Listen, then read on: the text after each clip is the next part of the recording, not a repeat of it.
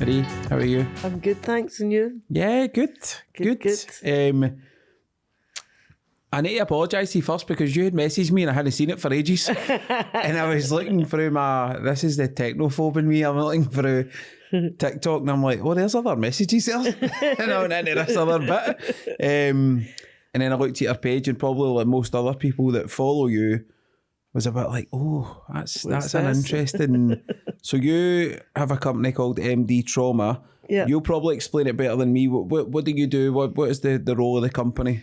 So we're biohazard cleaners covering the full of Scotland. Right. And we do a variety of things from crime scenes, undiscovered deaths, needle sweeps, hoarder cleaning, rats, sewage. Yeah. All the stuff that people don't want to do, really. How would you even get into that to begin with? So I used to watch stuff on the TV and I used to be like, who's cleaning that?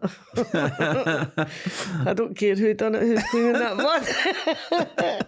And it just kind of spiralled from there. And at that time, my dad had a cleaning company, so I worked for him. Right. He started that in the 80s. Right, okay. And he was always like, no way. And then when he died, I kind of used my inheritance and went and done all my training and all that. So that's about 17 years now. Wow. And is there a lot of training that needs to go into it before you can do that side of things? You're better to get some kind of training. I still don't think there's any in Scotland, to be honest. I had to go to Bristol. But you learn more on the job. You get most of your experience when you're actually doing it. But you're better having some kind of knowledge, and then you need to have clinical bins and hepatitis jags and all of that. Totally different from just your regular cleaning contract. It's a whole new set of regulations. How did you get to the point where you would become like not established but trusted enough so that you can get like contracts with the police, etc., and different things? How long did that take? So I just got a website and I just got myself out there, told everybody. BBC actually done a documentary on us as well. Right. Was it 5 years ago? It's called The Crime Scene Queens. Right. That got us a lot. It also started loads of biohazard cleaning companies as well. But I've just really tried to always get myself out there more for letting people know that a service like ours is there, because a lot of people don't know we exist. Yeah. And there's a lot of people, mental health, all of that are sitting in a house. It's just too much for them and they don't know where to start. And so it was more really, I try and get myself out there. We've managed to get good regular clients. We don't work direct for the police. We have had a few call-ins from the police, but it's mainly like we've done loads of murder scenes and all of that. But it's like if it's like a private let or something like that, then they contact us, and then a lot of them, if it's undiscovered, then we'll go to the police and get the keys and stuff like that. We done a police one last year. In fact, it was during COVID, and we found over 100 grand's worth of heroin. Jeez, was that just like an undiscovered person, or was it? Aye, undiscovered, aye. So we had to go and get our DNA taken and all of that, and because I was like, what's that? I was like, whoa. You're not expecting that, are you? Aye, jeez. Found street Valium and all of that, and some. That's wild. It's nuts. Do you still get surprised with the things that you see, or do you get used to it? You do. You get used to it, but you get really sad ones as well. Like the word, I've never cried in any bar one, and it was a guy who had committed suicide, and he'd left a wee picture. His daughter, and I've got goosebumps, his wallet and his bank cards and all that out. And as soon as I seen that, I just lost it. I was like, oh my God, such a shame. But and then you're packing up these people's lives, you know. You're seeing you're seeing firsthand their kind of end. Aye. And I suppose from your point of view, you would then start plotting out what's happened in this person's last few hours or days. Aye, because the police will go in, the undertakers go in, then we go in. Mm-hmm. So they do their investigation, undertakers take the body away, and then we see everything else. Yeah. So if it's a murder scene, you get all the wee stickers where there's all the evidence, the powder and all of that. Or if it's a suicide, they can be like a half-eaten sandwich, a half-drank cup of coffee, the shape of their head and the pillow, like that, the clothes at the side of the bed, that kind of stuff. So it can be quite harrowing. Yeah, it'd be hard to get used to as well. Aye, but we just do it. We kind of switch off. And how do you switch off it though? Because if you're going to a scene like you've just described there, it's not like your 9-to-5 job. You can just go home and... Aye, it's afterwards. You just zone in on the job that you have to do. What we try and do is take the biggest amount of trauma away. Say the family's going in after us, so we always make it that they're not seeing what we've seen. So sometimes we might need cut a bit of carpet away or something like that, but so they know what's happened there. Yeah. But another, we just make sure it's spotless clean and looks as normal and as possible. Yeah. And then after it, like, we always talk it out. Whoever I'm with, we always talk it out. Like, we always, if there's a thought about it, we never build them up. We just speak about it. Yeah. Do you find that helps so that you do have that sounding board? Aye. And we always like a wee candle and all that. Yeah.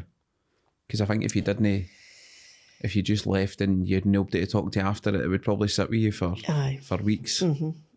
Sometimes it pop into your head as well. Sometimes it's just the most random thing and you're like, oh, remember that job? Yeah. And do you ever have any contact with the families, etc., after you've done?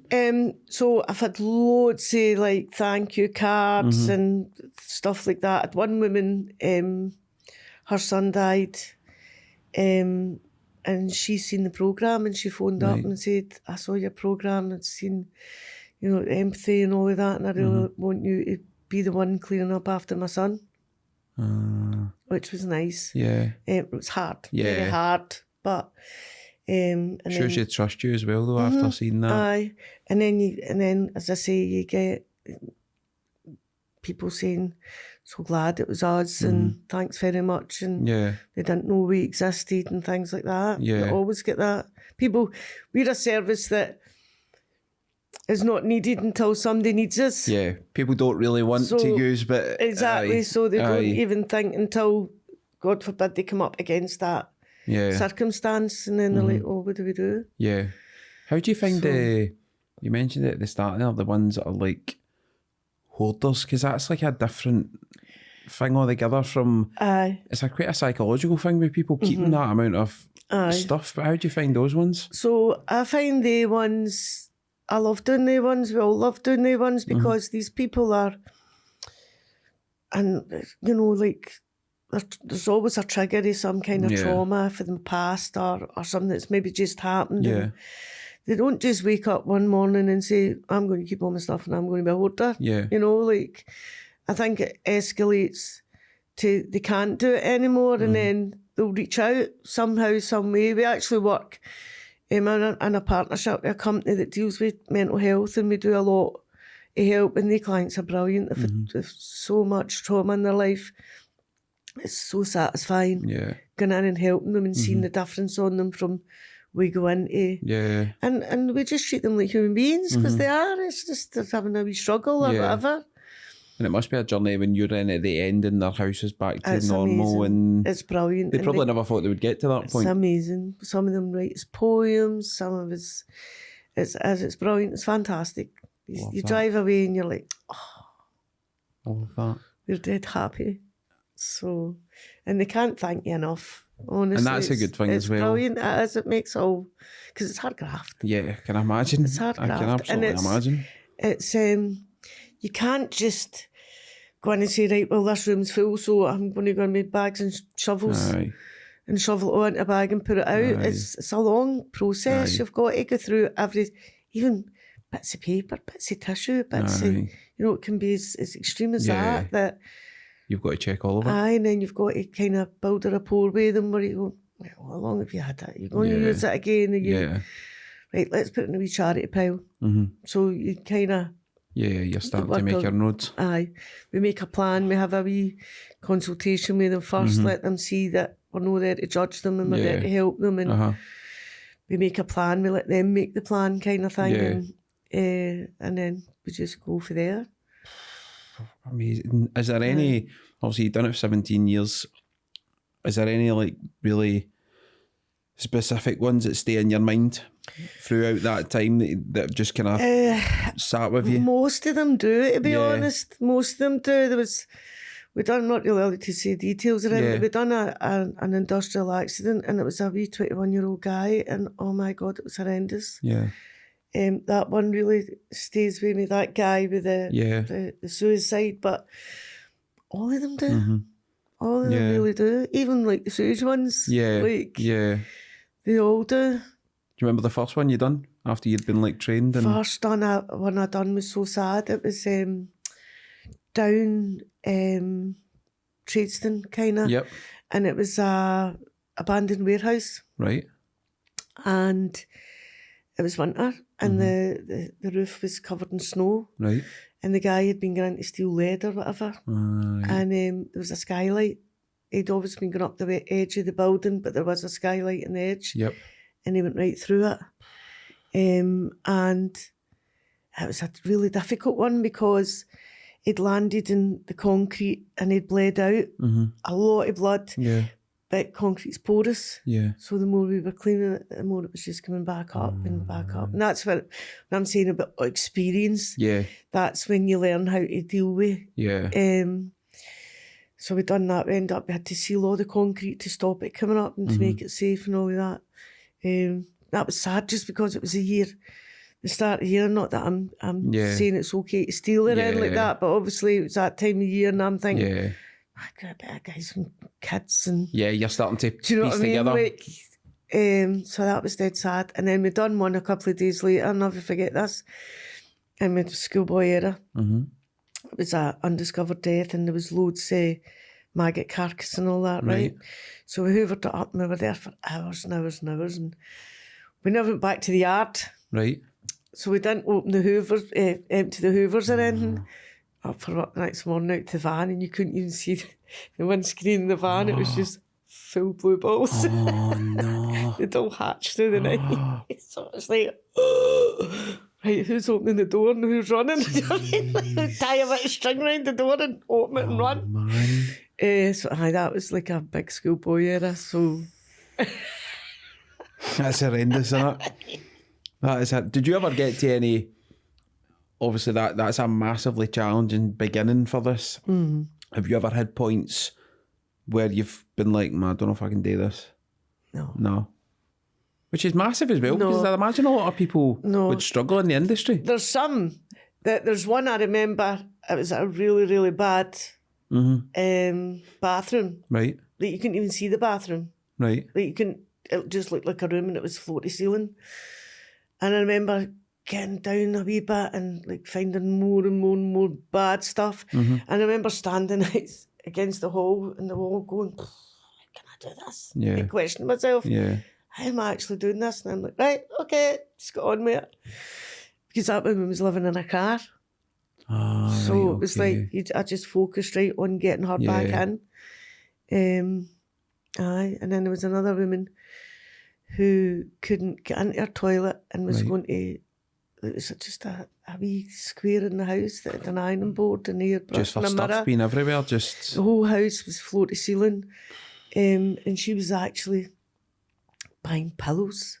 Right. And using the pillows for a toilet. Jeez. So they were like, there was just a mountain of pillows in one room. But she was pristine. Yeah. Like, one bit of the bath where she washed her hair and got washed and all that. And just shows you don't know what goes on behind. Because if you're outside looking in, you would just think, oh, that's how this woman was professional. Was a professional woman. But she had quite a traumatic thing happen in her life. That's crazy. What's what have you found the biggest challenges of having a business like this?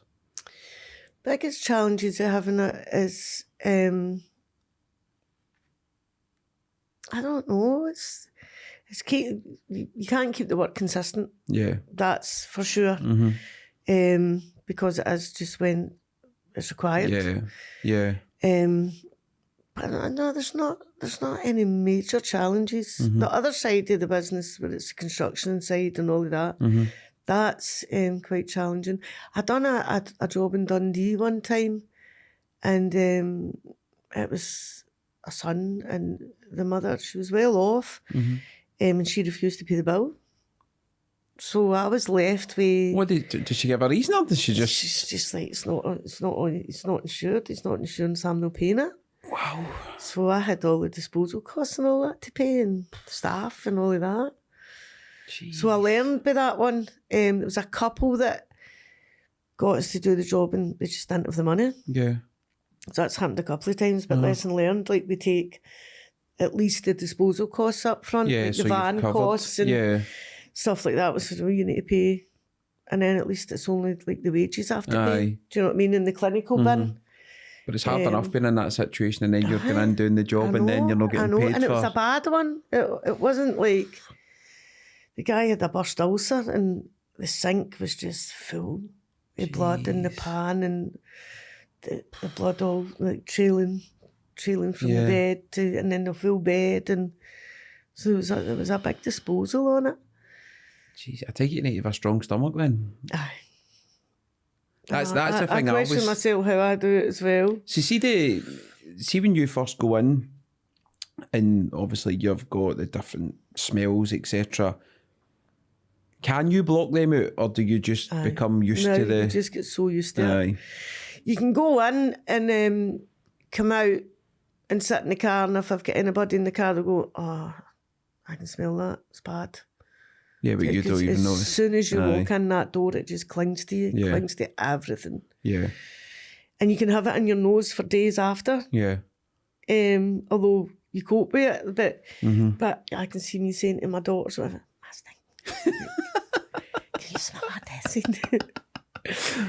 And they'll go, "No," and I'll just right in my nose. So you get that. Yeah. Or you'll go for a shower and you'll come out and you'll dry your hair and all that, and you go, "Oh, back in." Still there. I think that's the thing I think I would really struggle with. Is that initial, because many people are actually run about scenes like that, and it's such a small population of people. We done one very recent, and the woman had been in her bath from Christmas. Jeez. And she was only discovered, must have been a month ago, in Glasgow. See, stuff like that would just sit in my head for. It's like. And you wonder how they've been left on their own for that length of time. And I think the community in Glasgow's not the same anymore either. In the particular area, there's a lot of foreigners and stuff around, so there's not that community. Everybody keeps themselves to themselves, don't there's they? Not the same neighbours that have been there for. That wee woman's probably stayed in that house for years and years and years, and everybody she's now has moved on. Yep. You know, so I think that's probably what's happened. And she's not had any family or anything like that. It's missed her. I don't think you get so that. Sad. I think over probably everywhere in the UK, I don't think you get that now where you've got places where people chap in on their neighbours, and it's a kind of dying art now. It doesn't really. I mean, you talk about things like that, it probably highlights the importance of just getting somebody a wee chat and making sure they're. It's funny because me and my staff will go even the West End or Dumbarton Road or anywhere we are, and you know that way you're just looking about and you go, oh, look at that. I think we should put a card through. I think we should say they're all right. You can just tell looking at the house. What would you look for? What would the kind of telltale signs be? So I do a couple of jobs and you pass by and you look and it still stays the same. The blinds aren't open, the curtains are shut, or it's old net curtains, or not to be derogatory to anybody. But you can just tell. You can just tell. You just get a feeling. Yeah. Yeah. And you think, I've even thought about getting wee nice flyers made up, just to fit through the door. We're not looking for business, we're here to help. But I suppose the thing is, you've seen the other side of it, so you're trying to kind of preempt. Because you know they're sitting and because I always say to people when they phone, like a woman phoned late the other night, And I think she thought she would get a voicemail, and I'm like, hello. So you on call constant? Yeah, and she was like, oh, I didn't think anybody would answer. And I was like, it's okay, you're all right. And she just burst into tears. And I was like, it's okay, it's fine. This is a hard step. You've done your 50 to phone. Aye. Like, it's fine, we'll come and have a wee sit down and chat. And we'll make a plan, you know. But she got a wee fright, that woman. It was a shame. But then I suppose terrible. It's good as well that there is a voice there. Aye. Rather, because sometimes you might hear a machine and go, I'll just leave it. Aye. That makes a difference. And there's a student out there that he texted me about 3 weeks ago. I hope he sees this, because I had to change phones and I lost all his contact details. And I'm more worried that he thinks that I'm not being in touch with him. Oh, you lost his details. Like, I've been really like, I'm going to help you and all that, and then I've disappeared. I've got a wee guilty conscience about that one. Hopefully he watches it. So, here's hope. Hopefully he watches it. A thing that I'm curious on, see when you go to a job, obviously it would depend what the job is, but how long can you potentially be there for to get everything back to a kind of state of normality? It can be a day, 2 days, a week. Yeah, it just depends on how bad. Most jobs were a day clearing and were a day cleaning. Right. So, aye. And is there any when you get the call you're like, no. And they said, not in the sense of something happening to somebody, but the type of situation? No. Just go and do it. If I get a call and I'm really busy, I go, oh my God, when can I fit you in? Yeah. Like, and if I can fit them in and they don't change their mind.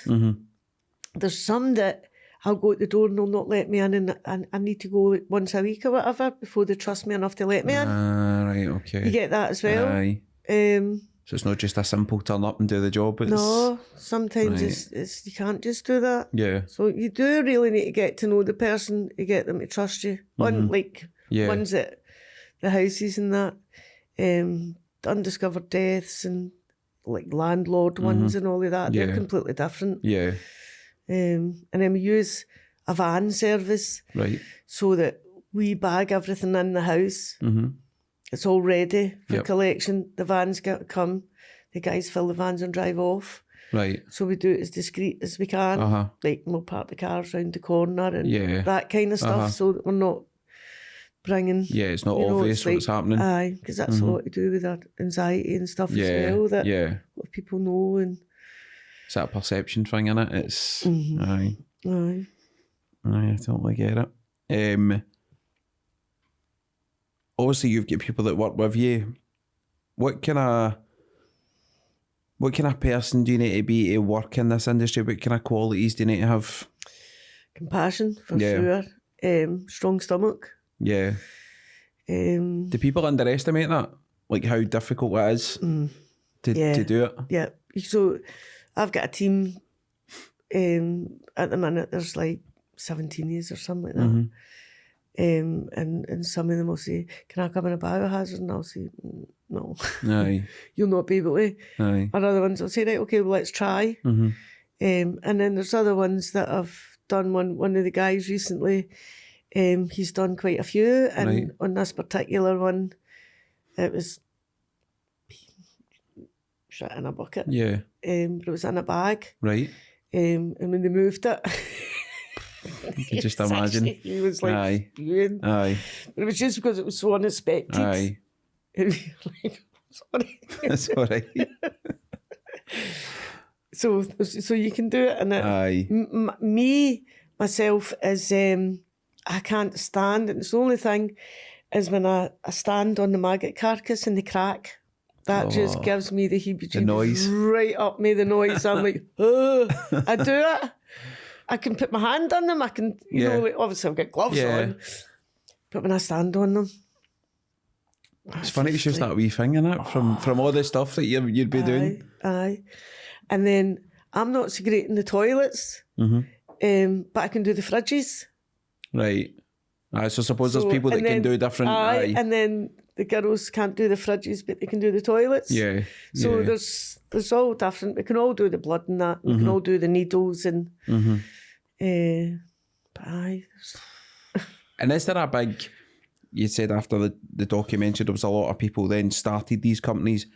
Do you find a lot of these companies then fall away, or is there a massive competition? No, there's still not a massive competition. There's a few that have survived, but there is a lot that were kind of sold this big dream of job. I was as well, but I had the other cleaning company to fall back on. Yeah, so I could have people still in work. Yep. Because it's a really hard industry to get into, to be recognised. There's a lot you need. You need specific insurance. Yeah. And you've got to get contracts for your bins and all of that. It's all changing now as well. Like Right. I've just had to buy biohazard bags that have got my business postcode stamped on them and all of that. Never used to have that. They've got to be zip tied, and there's loads of different things. And then there's a lot of expense. Yeah. We should get the injections free, but we don't, so I need to pay for all of them. Right. But we need them because you don't know what the person's had that you're going into, and you're dealing with their body fluids. Yeah, and there's exactly. bloodborne pathogens and all that malarkey, and you've got your good masks and all that on, but you still a risk. Still, you just want to eliminate that risk, don't you? Yeah, so, 100%. Is there any? Obviously, you've done it for a long time. Is there any kind of big misconceptions or assumptions? Because you've probably heard it off with people about how they think your job is, but is there any that kind of stick in your mind that people are always asking you? You're always like, that doesn't happen. It doesn't work like that. I'm trying to think. I think a lot of people think they don't realise that, like the undertakers go in, they're doing their job, they take what they see and out they go. But sometimes things are left behind. Like my daughter, she's 33 now. Yeah. A few years back, we done one, and she was like, "Oh, it's paramedics' gloves." And she picked it up. It was actually the skin off the hand with the nails and all that on it. I had to put out of there, right there and She then. was like, "Oh no. It's actually the hand, Mum." And I was like, "Whoa, round of applause." I had to put out of there. Like, so we were just kind of having a wee bit of that, and I'm like, then 10 minutes later, I'm like, "You want me to handle that hair or not?" Like, you get like hair and teeth and things like that. Yeah, so there's always a chance you could find. You've just put me right off it there. Bullet casings and the suicides and things like that. Take them out the wall and. Jeez. Yeah. That's wild. What's the biggest thing you've learned for doing it? Biggest thing I've learned from doing it? That there is a different side of society out there now. There is a different side of the world out there that not everybody's as happy and go-lucky and fortunate as us. That for sure. Like you do see a lot. It's all sad. Yeah. It's all sad. But there is ones that... I remember another time I came out crying as well one time. Just remembered that there. And it was a woman and it was horrendous. Right. And she'd fell and there was blood everywhere. But she survived. Right. And she was there to tell the story, and she was there. She wasn't great on her feet or anything like that. But she was there. And when I came out and sat in the car, and I was like, I'm just so happy. Like, she's all right. Like, we were able to get a cuddle and like, look after yourself and get yourself a bungalow. You know, like, sell up, get a flat, get somewhere on the flat. Because you don't get many like that when you actually get to speak to the person. Then, So that's... But there's a lot out there that you've just not got a clue. Does it make you more kind of cynical about the world when you see the other side of things? Makes me more driving along the road, looking at houses and looking. Definitely do that everywhere I go. Every time I stop, I check my surroundings. And I suppose it's as you said, if you've got elderly neighbours and that, give them a wee chat and make Say sure that they're, all the time. they're doing all right. Doesn't take long, does it? Mm-hmm. No, you're 100% right. You don't see somebody that you see walking by your house every day. Oh, where have I seen them for a wee while? Even as simple as that. Or if you notice, there's a wee man walks by me all the time, and I was really late a day, and there's a bus stop outside the house, and he was sat in the bus stop, and I turned my car and I was going to the roundabout to go up onto the motorway, and I clocked him at the bus stop, and I went, oh, he never sits down. And I drove down and I said, you all right? He says, I'm just having a wee rest. I said, you got to go up? He says, I went, jump in, I'll take you up. I just couldn't leave him there because it's quite a hilly to walk up. I says, you all right walking back down that hill? I'm fine, lass, I'm fine, lass. And I'm like, right. It's just wee things though, isn't it? Aye. And then there's people that'll say, oh, I've not seen that wee man. A wee couple of men used to walk by the house. And I'm like, but where I live now, I don't know anybody really. Aye. And I've always wondered, oh, they've not been walking by. I hope they're all right. Aye.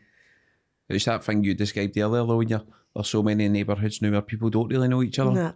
It's so separate now and everybody does their own thing. But how they don't notice the smell, it's like, and there must be blue bottles in the clothes, there must be like a curtain of blue bottles in the windows. And well, see if you're getting into a close and it's somebody that's lay, can you smell it from just getting in the close? Oh, aye. Aye, so it's that. Like, aye, like, especially like, the summer's different to the winter. Yeah. I mean, if that wee woman they're saying Christmas time, sometimes you go in and go, I don't know how long, you open the fridge and check the date on the milk or whatever.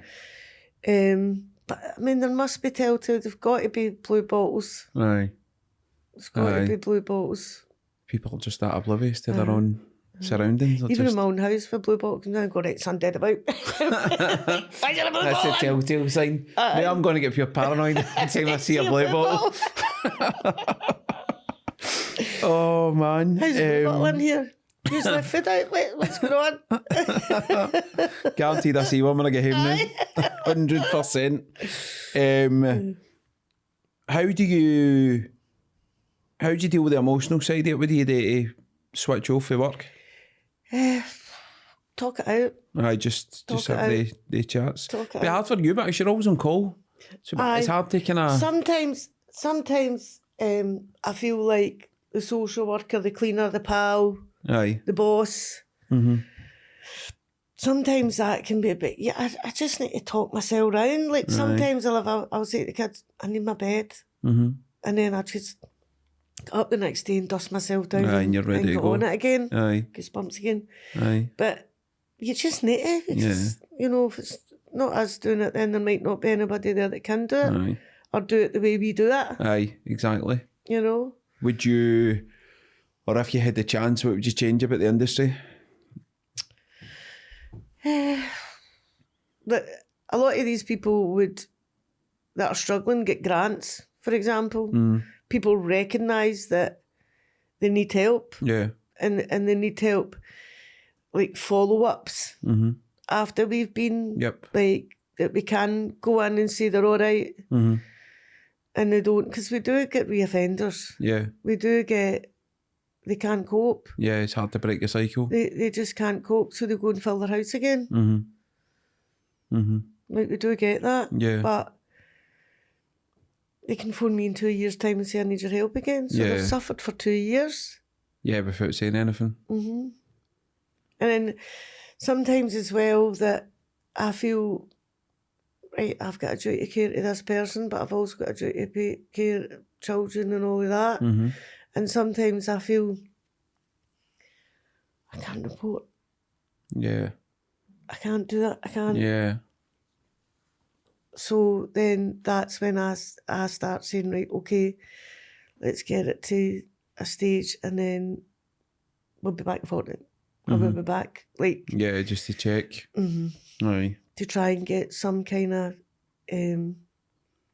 routine in place. Aye. But a lot of people can't afford that. No. They can't. No, you're right. And it's such a massive thing as well. It's a shame. Aye. And I would love to be able to know of something that I can phone and say, I've got a client here. Is there any funding available? Is there any... any help for them? Mm-hmm. Yeah. Mm-hmm. No, that would make a big difference. Because you can go in, most of these, they can't get into their bed, they can't get into their toilet, they certainly can't get into their kitchen. It's impacting all their life, isn't it? It's... There's no, right, I'm away at my bed. Aye. It's, you can't I'm on the couch and I'm on the couch. Aye. You know? Aye, which people, if you don't know that person, you've no idea what's going on. And they're that accustomed to just living in that wee... So we try and make a plan where, right, where do you want in your bed now? Aye. Or do you want in your kitchen now? Or do you want in the bathroom now? Where do you want us to go first? Aye. Right, I don't want to be eating so many takeaways. I'd like to go, right, fine, stay where you are. We'll do the kitchen. Aye. Aye. Right, I'd love my bed. Right, fine. It's just that wee piece at a time. Aye. No, that's massive. Because it's expensive for vans and stuff like that. It's not cheap. And more so if it comes back run again in a couple of years. It's... And sometimes it could be, I mean, I'm talking cage vans. Aye. Some houses can be 4 or 5 of them. And they've just not got the money to... No, I do it.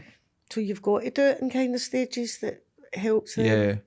It's terrifying though that such a trigger can lead to that. And you don't even get like free uplifts for the council and all that now.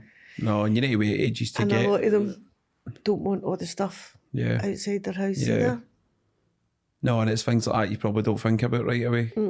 Because that would, if you're anxious about it, the last thing you want is 40 bags sitting in your driveway, or because people just ask questions. That's how we always like to do the consultation first. It doesn't cost any money. We just go in and introduce ourselves, get to know them, have a look to see what's there, and then make go a from plan. there. Amazing. What about? I ask everybody this, no matter what kind of industry they're in, or job they've got, or business they've got.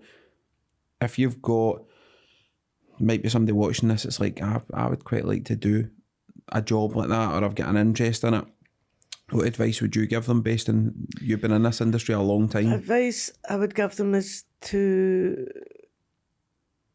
work for somebody else. Like, don't think that this is, you get a fortune for it, and that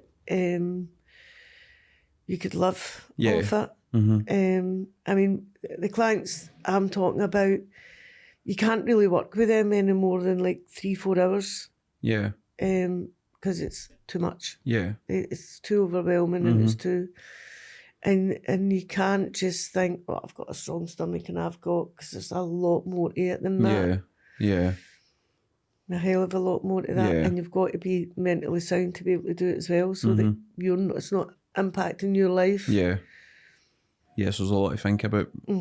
I think people look at that whole American side of it and think that's how it is, and it's glamorous, and there's loads of money, and but it's a different story. Completely. Aye.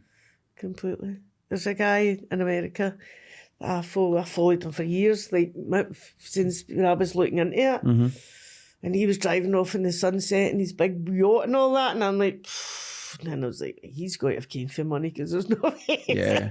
Or I'm moving to America. Yeah.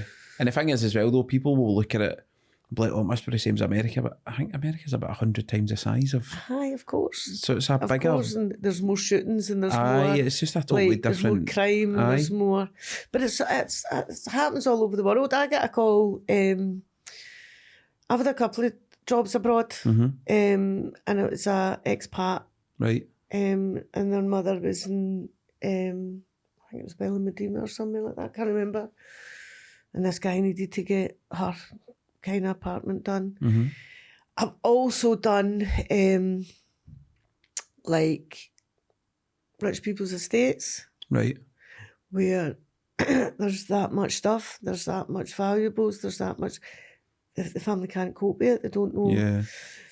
And it's really sad because one of them in particular, parents' sudden death, blah, blah, blah, blah. And they'd got this company in. They weren't doing the packing. They weren't doing what I do. They were going in and doing valuations and stuff like that. Yeah. And we were going in and packing some stuff up and then talking to the guy, and I was like, what? 100 quid? It's only like 5 grand.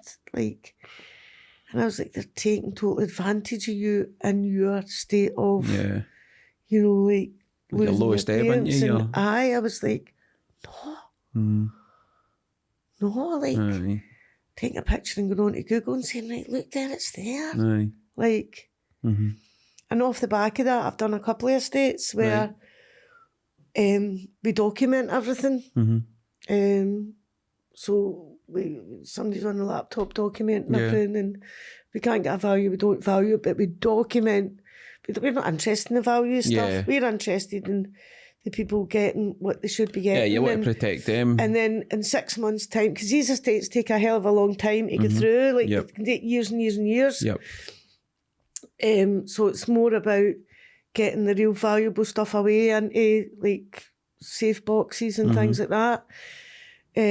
So we document everything and say, right, well, you better get that out, you better get that out, you better get that out, kind of thing. Yeah. Because me personally, my dad dropped dead just like that, and I was not on the planet for at least a full year before I started thinking about, God, what was his funeral? Like, you know, you do. Just becomes a blur. People take advantage of that. They really, really do, and it's disgusting. Yeah.